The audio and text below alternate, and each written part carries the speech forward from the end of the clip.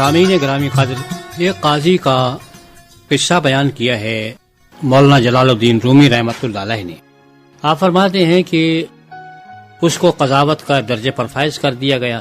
جب وہ اپنی مسند پہ بیٹھا تو رونے لگا۔ لوگوں نے کہا کہ قبلہ، یہ تو خوشی کی بات ہے، یہ خوشی کا مقام ہے اور آپ ہیں کہ گریہ و زاری اور آہ و بکا کیے چلے جا رہے ہیں، آخر وجہ کیا ہے؟ فرمانے لگے کہ بھائی افسوس اس بات کا ہے کہ میں لا علم اور ناواقف۔ مدعی بہتر جانتا ہے کہ حقیقت کیا ہے، کہ سچا اس نے دعویٰ کیا ہے یا نہیں۔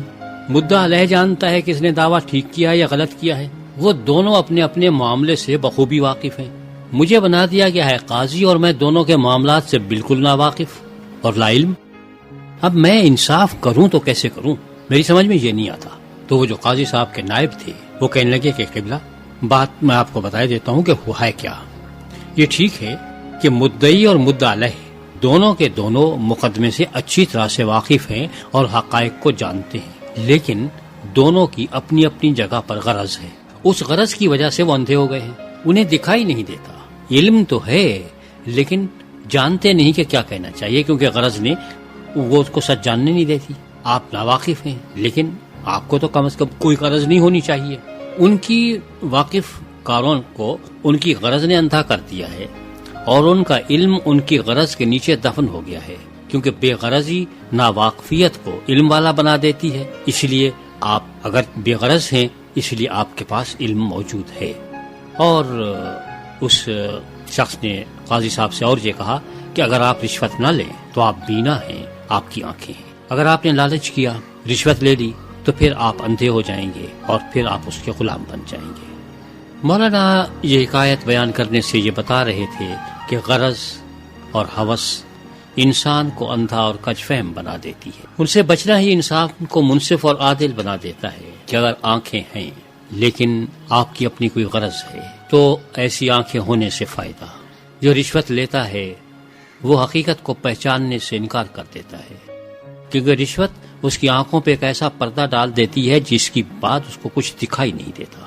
آپ عدالتوں میں دیکھیے کہ انصاف کا خون صرف اس لیے ہو رہا ہوتا ہے کہ وکلاء حضرات جج صاحبان کو رشوت دیتے ہیں اور جج صاحبان فیصلہ اس کے حق میں کرتے ہیں جس نے زیادہ رشوت دی ہوتی ہے۔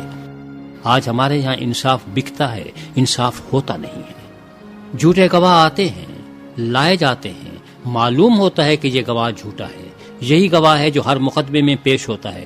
یہ کوئی حاضر و ناظر قسم کی چیز تو نہیں ہے کہ ہر مقدمے میں یہ پہنچ جاتا ہے، اس کو معلوم ہوتا ہے کہ فلان جگہ جرم ہو رہا ہو اور ہر دفعہ یہی آتا ہے، لیکن اس کے باوجود جج نہیں بولتا کیونکہ رشوت لے کے بیٹھا ہوتا ہے اور رشوت نے اسے گونگا کر دیا ہوتا ہے۔ حق بولنے سے محروم، حق دیکھنے سے محروم، اس کی قوت بینائی بھی چلی جاتی ہے اور قوت گویائی بھی ساتھ چھوڑ دیتی ہے۔ یہ رشوت عذاب ہے، ہمارے معاشرے کی لعنت ہے۔ ہم اسے مٹانے کی کوشش کرتے ہیں لیکن مٹتی نہیں۔ کلام اللہ میں یہی لکھا ہے کہ رشوت منصف کو اندھا کر دیتی ہے، انصاف کی آنکھوں میں سلائی پھیر دیتی ہے جس کے بعد اسے کچھ دکھائی نہیں دیتا۔ ہمارے یہاں ایک تصویر بنی ہوتی ہے جس میں یہ دکھایا جاتا ہے کہ انصاف اندھا ہے، اس کی آنکھوں پہ پٹی بندھی ہوئی ہے اور وہ برابر تول رہا ہے، لیکن افسوس کے ساتھ یہ کہنا پڑتا ہے کہ دوسرے معنی میں بھی ہمارے یہاں انصاف اندھا ہے، کیونکہ ہمیں انصاف ملتا نہیں ہے۔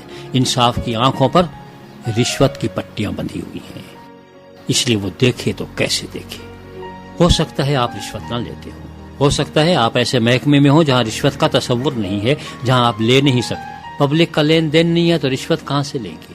ہو سکتا ہے آپ کوئی ایسا کام کرتے ہوں جس میں آپ سوچتے ہیں کہ میں تو رشوت نہیں لیتا، میں تو دکانداری کرتا ہوں، لیکن اگر اس میں بھی آپ کو حرص و حواس شامل ہو جائے تو آپ رشوت تو نہیں لے رہے، لیکن آپ گاہک کو دھوکہ دے کے دوسرے کی آنکھوں پہ جو پٹی باندھ رہے ہیں تو آپ کی اپنی آنکھوں پر بھی تو پٹی بندھی ہے۔ یہ حرص، یہ لالچ، یہ انسان کو اندھا کر، غرض کا غلام انسان بن کے رہ جاتا ہے اور اسے کچھ دکھائی نہیں دیتا۔ اس لیے پروردگار عالم نے جو حضرت موسیٰ علیہ السلام پر احکام عشرہ نازل فرمائے تھے، ان 10 احکام میں ایک یہ بھی تھا، تم اپنے پڑوسی یعنی کسی دوسرے انسان کی کسی چیز کا لالچ نہیں کرنا، چاہے وہ چیز جاندار ہو چاہے بے جان، چاہے وہ مال و دولت ہو چاہے وہ اس کی عزت ہو، کچھ بھی ہو، اس کا لالچ نہیں کرنا، کیونکہ جس نے لالچ کیا وہ اندھا ہوا، اور جو اندھا ہوا پھر اسے کچھ دکھائی نہیں دیتا۔ تو ہماری دعا یہی ہے کہ آپ کسی بھی مقام پر ہیں، کوئی بھی کاروبار کرتے ہیں، کوئی بھی کام کرتے ہیں